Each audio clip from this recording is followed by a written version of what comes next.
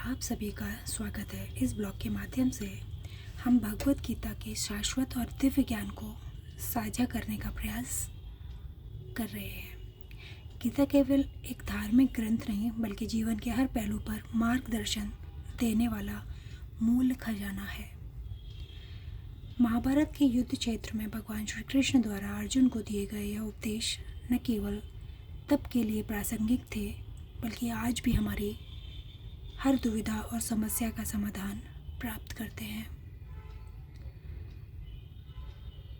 जीवन की गहरी समझ प्राप्त करना चाहते हैं, अपने कर्म, धर्म और जीवन के उद्देश्य को समझना चाहते हैं, मानसिक शांति और संतुलन की खोज में हैं, तो ये आपको सुनकर और पढ़कर अच्छा लगेगा।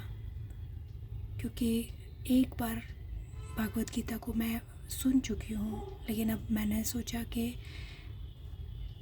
सुनना ही सिर्फ एक वो बाकी नहीं है, क्योंकि बहुत से लोग पढ़ नहीं सकते। तो मैंने सोचा जब मैं स्टार्ट करूं तो मैं ख़ुद भी पढूं, और जो मैं पढ़ूंगी तो वो बहुत से ऐसे लोग हैं जो पढ़ नहीं सकते, एटलीस्ट उनको ऐसा लगेगा कि जैसे वो ख़ुद ही पढ़ रहे हैं। उस तरह की भाषा को लेकर मैं ये शुरुआत करना चाहती हूँ।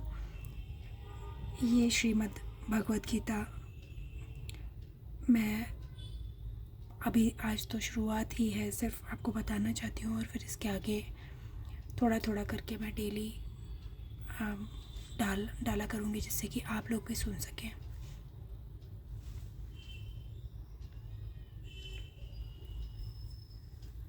आइए हम सब मिलकर इस यात्रा की शुरुआत करें और गीता के महान संदेशों को अपने जीवन में आत्मसात करें। मुझे इसको पढ़कर या पहले सुनकर, एक किताब और मैंने पढ़ी है भगवत गीता की, जिसमें संस्कृत ज़्यादा था तो मुझे ज़्यादा समझ नहीं आया था। अब ये हिंदी में है तो मैं चाहती हूँ मुझे भी समझ में आए और साथ में आप लोग भी। और अगर कहीं भी कुछ ऐसा लगे तो हम मैसेज में डिस्कस भी कर सकते हैं। मुझे ज़्यादा ज्ञान तो नहीं है, लेकिन मैं ये सिर्फ उन सब के लिए पढ़ना चाहती हूँ। अपने लिए तो पढ़ ही रही हूँ, उनके लिए पढ़ना चाहती हूँ जो लोग इस एज में हैं कि पढ़ नहीं सकते। एटलीस्ट वो सुनेंगे तो उनको अच्छा लगेगा। धन्यवाद।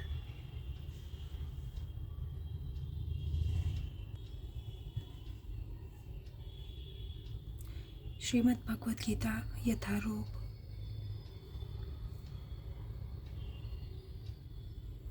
स्वामी प्रभुपाद जी द्वारा ये अनुवाद की गई है।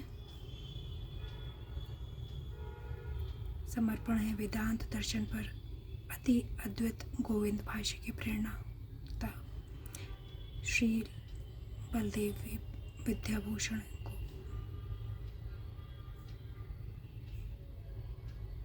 18 अध्याय हैं। कोशिश करेंगे थोड़ा थोड़ा डेली पढ़ने और समझने की।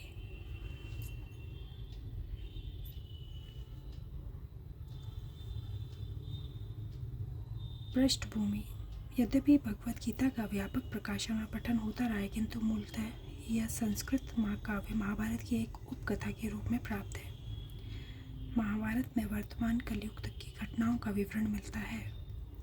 इसी युग के प्रारंभ में आज से लगभग 5000 वर्ष पूर्व भगवान श्री कृष्ण ने अपने मित्र तथा भक्त अर्जुन को भगवत गीता का उपदेश दिया था।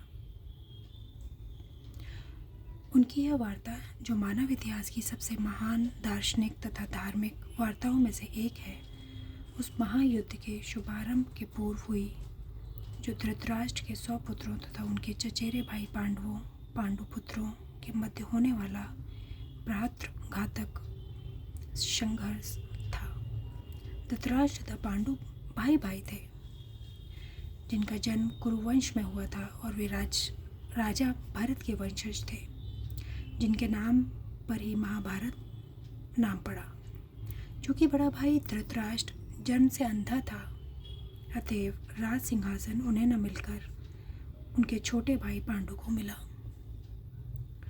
पांडु की मृत्यु अल्प आयु में हो गई, अतएव उनके 5 पुत्र युधिष्ठिर, भीम, अर्जुन, नकुल तथा सहदेव धृतराष्ट्र की देखरेख में रख दिए गए।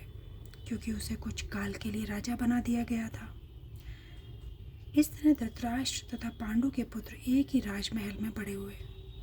दोनों ही को गुरु द्रोण द्वारा सैन्य कला का प्रशिक्षण दिया गया और पूज्य भीष्म पितामह उनके परामर्शदाता थे। तथापि धृतराष्ट्र के पुत्र, विशेषतः सबसे बड़ा पुत्र दुर्योधन, पांडवों से घृणा और ईर्ष्या करता था। अंधा तथा दुर्बल हृदय धृतराष्ट्र पांडव पुत्रों के स्थान पर अपने पुत्रों को राज्य का उत्तराधिकारी बनाना चाहता था। इस तरह धृतराष्ट्र की सहमति से दुर्योधन ने पांडु के युवा पुत्रों की हत्या करने का षड्यंत्र रचा। पांचों पांडव अपने चाचा विदुर तथा अपने ममेरे भाई भगवान श्री कृष्ण के संरक्षण में रहने के कारण अनेक प्राणघातक आक्रमणों के बाद भी अपने प्राणों को सुरक्षित रख पाए।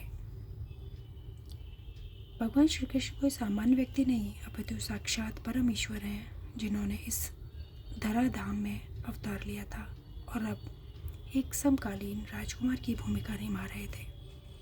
वे पांडु की पत्नी कुंती तथा प्रथा पांडवों की माता के भतीजे थे।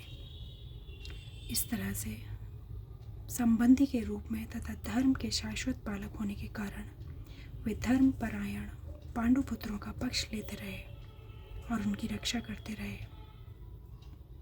किंतु अंततः चतुर दुर्योधन ने पांडवों को द्रुत क्रीड़ा के लिए ललकारा। उस निर्णायक स्पर्धा में दुर्योधन तथा उसके भाइयों ने पांडवों की सती पत्नी द्रौपदी पर अधिकार प्राप्त कर लिया और फिर उसे राजाओं तथा राजकुमारों की सभा में मध्य निर् करने का प्रयास किया।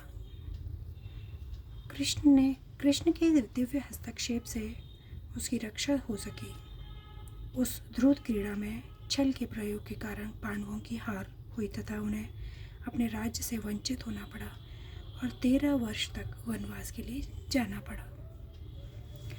वनवास से लौटकर पांडवों ने धर्म सम्मत विधि से दुर्योधन से अपना राज्य मांगा, किंतु उसने देने से इनकार कर दिया। क्षत्रियों के शास्त्रों अनुमोदित कर्तव्य को पूर्ण करने के लिए पांचों पांडवों ने अंत में अपना पूरा राज्य न मांगकर केवल 5 गांवों की मांग रखी, किंतु दुर्योधन सुई की नोक पर भी भूमि देने के लिए सहमत नहीं हुआ।